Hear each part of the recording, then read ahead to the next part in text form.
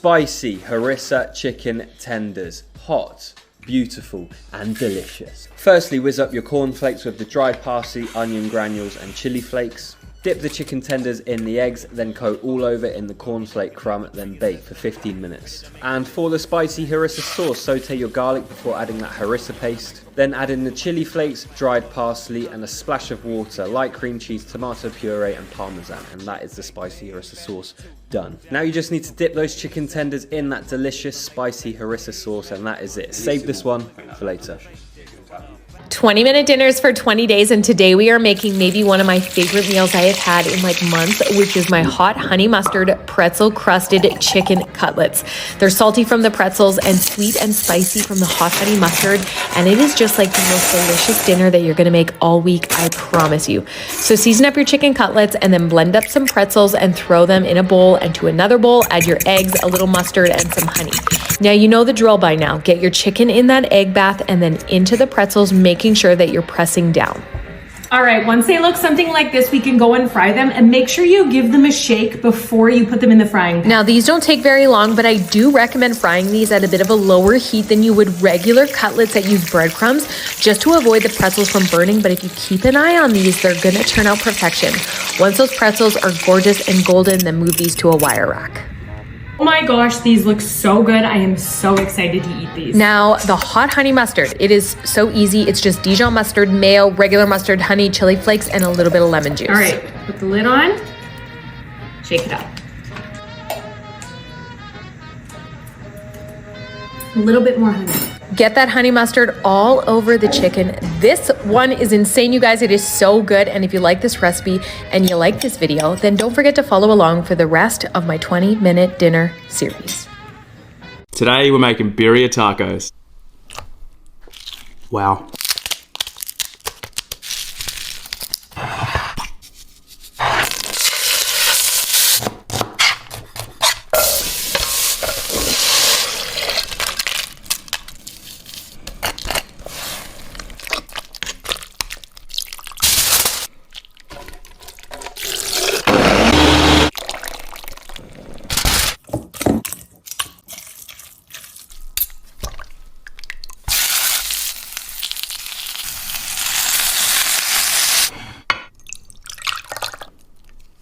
My kids go crazy over this honey ginger sesame chicken, and it's the easiest thing to make. Pro tip, double the marinade to use half of the sauce topping at the end. Whisk together sesame oil, soy sauce, vinegar, honey, ginger, and lots of spices.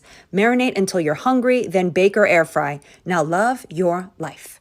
Welcome back to my series of recipes you need to master in your 20s. Today we're making these steak bites with homemade mashed potatoes along with this butter chimichurri sauce I made. 10 out of 10. Let me show you how. So to start out, I found these thin New York strip from my local grocery store. And then I cut them into bite-sized pieces or cubes. You can honestly use any cut of steak you'd like though. I added it to a bowl along with olive oil, and I'm using the Go-To from Fire and Smoke to season. It's delicious and it has all the necessities for a good steak. So grab that at the link in my bio or at Walmart. Give your steak a mix and set aside. Also, just comment below if you want to see how I made my mashed potatoes. Now, while my steak marinates and my potatoes cook, I'm going to prep my chimichurri ingredients. And the good thing about chimichurri is you can adjust it to your preference. But for this one, I'm using butter instead of olive oil, mostly unsalted and a bit of salted. I'm going to add all of the listed ingredients, including this Thundering Longhorn seasoning. It's really good, so grab that through the link in my bio or Kroger and Walmart, and then just adjust and taste for salt and set that aside. Now the last step is just to cook your steak to your preference, and once it's done, I plated it up with mashed potatoes and some chimichurri. So good. Tag me if you try it and let me know what you think. This is probably one of the best things I've ever made. They're lemon pepper chicken skewers. I saw this video on TikTok and I had to give it a try. So I started off with some cubed boneless chicken thighs. I did some olive oil, lemon zest, garlic, and then a bunch of seasonings that are listed down below. You want to make sure everything is super coated, and then you're just going to stuff a bunch of those cubes onto some skewers and then put that in the air fryer basket, and you want to cook them at 400 for about 12 minutes.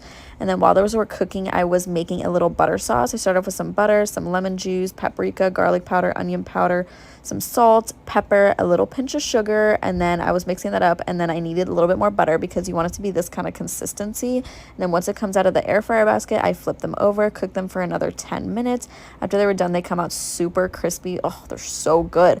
And then while they're still hot, you want to spread on that butter sauce, and holy crap, these are amazing. You guys have to try it out, and if you do, let me know what you think. Possibly the most underrated pasta sauce is rosé, so today we're making some rosé pasta with juicy fried chicken cutlets. Butterfly some chicken breast in half and then pound it out on the thicker side so it's even all the way across. Season breadcrumbs with dried parsley, paprika, garlic powder, and black pepper. Dredge your chicken starting with some flour, the egg wash, and then the seasoned breadcrumbs. Shake off any excess, and then you're ready to fry your chicken in some hot oil, and make sure to salt generously once it's done frying. For the sauce, cook down some onions, garlic, red pepper flakes, passata, a little bit of water, add salt, sugar, cover, and let this simmer for about 6 to 8 minutes. Pour in some heavy cream, lots of spinach, and let this wilt. Then finish it off with some pecorino romano, pasta water, and of course the cooked pasta. Toss everything together until it's well combined. You can adjust salt and pepper to taste. Garnish with more cheese, basil, and enjoy. Let's make these delicious sheet pan chicken fajitas. It requires simple ingredients to make with minimal dishes, which is perfect for a quick and easy weeknight meal. To a large baking sheet, add 2 chicken breasts that are cut into strips, 2 sliced bell peppers, and half a red onion that is sliced as well. You're also going to add 1 sliced tomato and 1/4 a cup of corn. Add a generous drizzle of olive oil, and for the seasonings, I added some salt, lemon pepper, garlic powder, cumin, smoked paprika, parsley flakes, and some chili powder. Mix it well, and then you're going to sprinkle it over the chicken and the bell peppers, and then you're just going to give it a good mix, and then you're going to bake this for 25 to 30 minutes until the chicken is fully cooked and the bell peppers are tender. At the end, I add a sprinkle of Oaxaca cheese. I set it back in the oven to bake for 2 more minutes until the cheese is melted.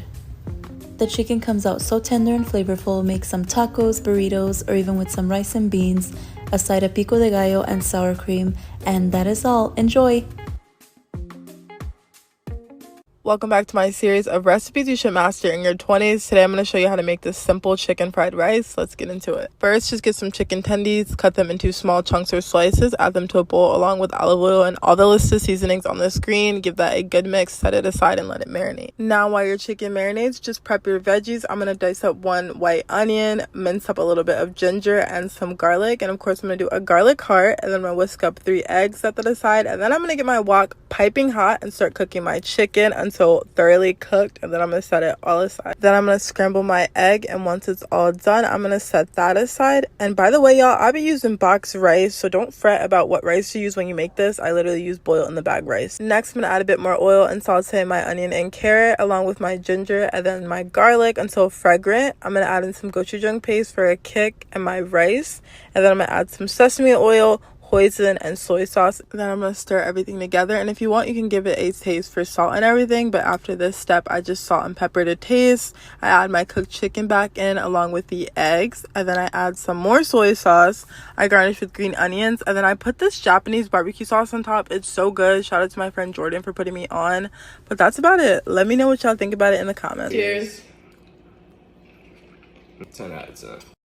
Butter chicken and homemade naan. My little sister and her baby came over and she wanted me to make this for them. Everybody cleaned their plates. There were no leftovers. This is how I made it. I diced up some chicken thighs. I'm adding plain Greek yogurt, garlic paste, ginger paste, turmeric, garam masala, chili powder, and a little bit of lemon juice. Let this marinate, and now we're gonna start on our dough for the naan. Mixing warm water with yeast and sugar. Let this sit for 10 minutes, and then you can add flour, baking soda, baking powder, olive oil, a little bit of Greek yogurt. Mix this well, and then we're gonna let this rise for an hour and a half. In the meantime, I'm melting some ghee in a pan. I'm gonna cook my chicken.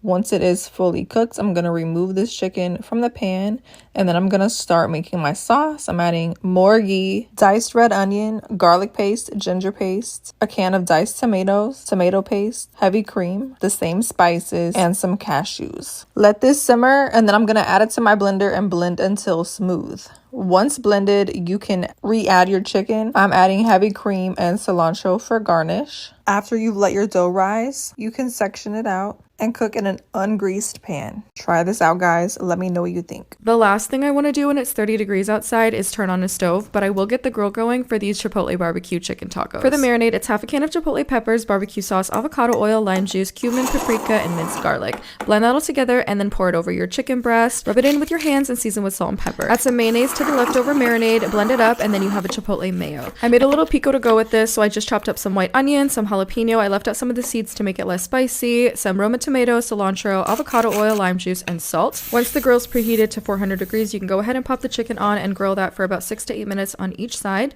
Assemble these over some soft flour tortillas with some Tex-Mex or cheddar cheese, and it's ready to enjoy. Or you're trying to make crispy garlic parm chicken tenders? Alright, let me show you how. First, put your tenders like that. Clean your chicken, add vinegar, salt, and you can't forget the water. Now that's clean. Now for your flour mix. Get you a cup of flour, half a cup of starch. That's gonna make it extra crispy. With your seasonings, don't worry, I got you.